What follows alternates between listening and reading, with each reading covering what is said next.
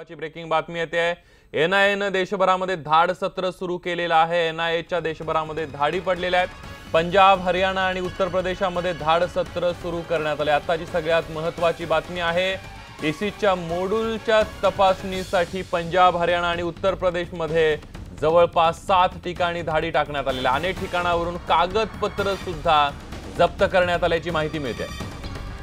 अधिक माहिती घेऊयात, प्रशांत लीला रामदास आपले प्रतिनिधी आपल्या सोबत आहेत। प्रशांत, काय अधिक माहिती द्याल याबद्दल?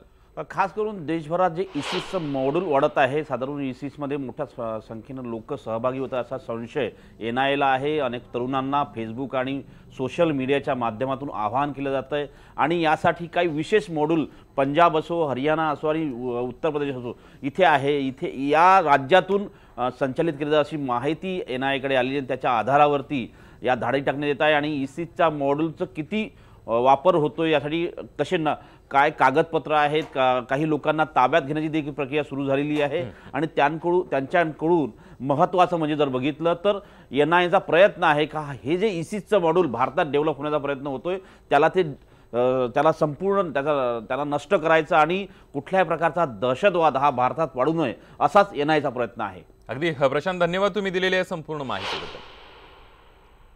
यानंतर बातमी पाहणार आहोत पुण्यामध्ये सिंहगड रोडवर मोठ्या प्रमाणावर पाणी गळती झालं। एकीकडे शहराला पाणी नाहीये तर दुसरीकडे सिंहगड रस्त्यावर जलकेंद्राच्या टाक्या भरून वाहत असल्यानं रस्त्यावर पाण्याचं तळ साचलंय। मोठ्या प्रमाणावर पाणी गळती झाल्यानं राजाराम पूल, दांडेकर पूल एका बाजूनच वाहतूक सुरू ठेवण्यात आली होती।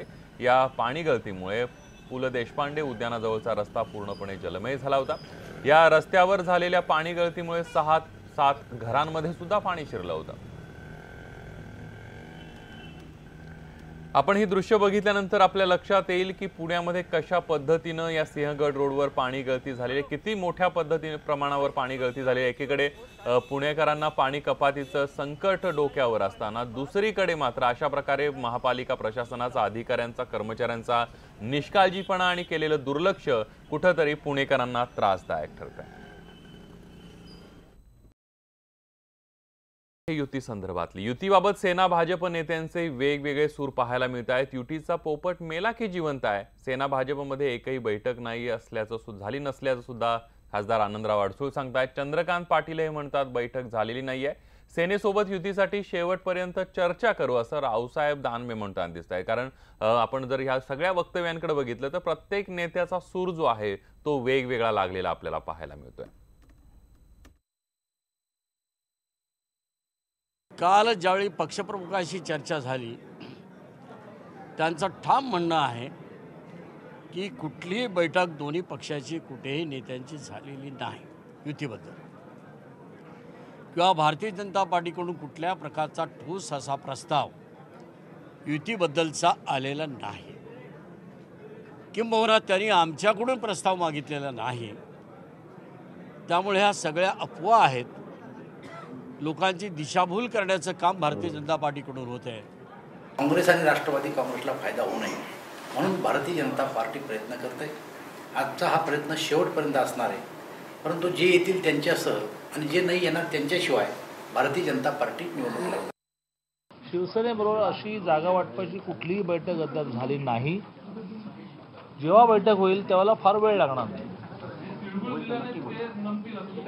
तिळगुळ तर मी तुम्हालाही दिले। तिळगुळ हा आपल्या हिंदू संस्कृतीचा एक अतिशय महत्त्वाचा एकमेकाशी संबंध निर्माण करण्याचा माध्यम म्हणून भाग आहे आणि ते सगळ्यांना द्यायचे असतं। शिवसेना तर मित्र आहे, आमचं दोघांचं रक्त कॉमन आहे, हिंदुत्व नावाचं, त्यामुळे त्यांना दिलेच पाहिजेत। विरोधकांना तिळगुळ द्यायला पाहिजे। यानंतर बातमी कर्नाटकमधला सत्ता संघर्ष शिगेला जाऊन पोहोचलाय। मुख्यमंत्री कुमारस्वामी घोडेबाजार करतायत असा आरोप भाजप नेते येडियुरप्पा यांनी केलाय। कर्नाटक राज्यामध्ये अजूनही नाट्यमय घडामोडी सुरू असून बंगळुरूमध्ये काँग्रेस आमदारांची बैठक असून जे आमदार येणार नाहीत त्यांच्यावर कारवाई करणार असा इशारा काँग्रेस नेते सिद्धरामय्या यांनी दिलेला आहे। तर अजूनही मुंबईमध्ये कर्नाटकमधील 6 आमदारांचं वास्तव्य असून हे नाराज आमदार आजच्या बैठकीला जाणार का याबाबत संभ्रम आहे। काँग्रेसचे 6 आमदार भाजपच्या संपर्कात असल्याची न्यूज 18 लोकमतला सूत्रांकडून माहिती मिळाली आहे। कर्नाटक की कुमारस्वामी सरकार मुश्किलों में पड़ती दिख रही है और उसके गिरने का खतरा मंडराने लगा है।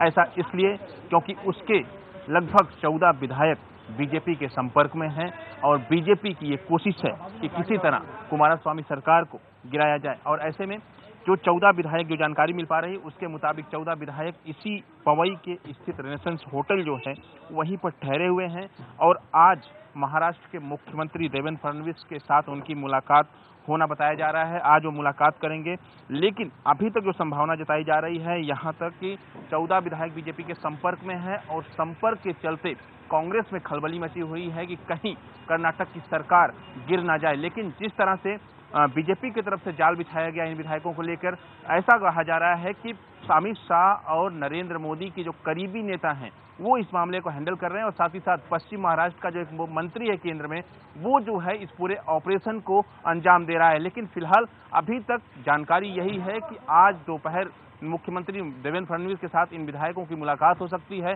और अगर कुमारस्वामी सरकार कर्नाटक में गिरती है तो उसमें मुंबई का बड़ा रोल होगा, क्योंकि मुंबई के जो नेता हैं वो इसमें अहम भूमिका निभा रहे हैं।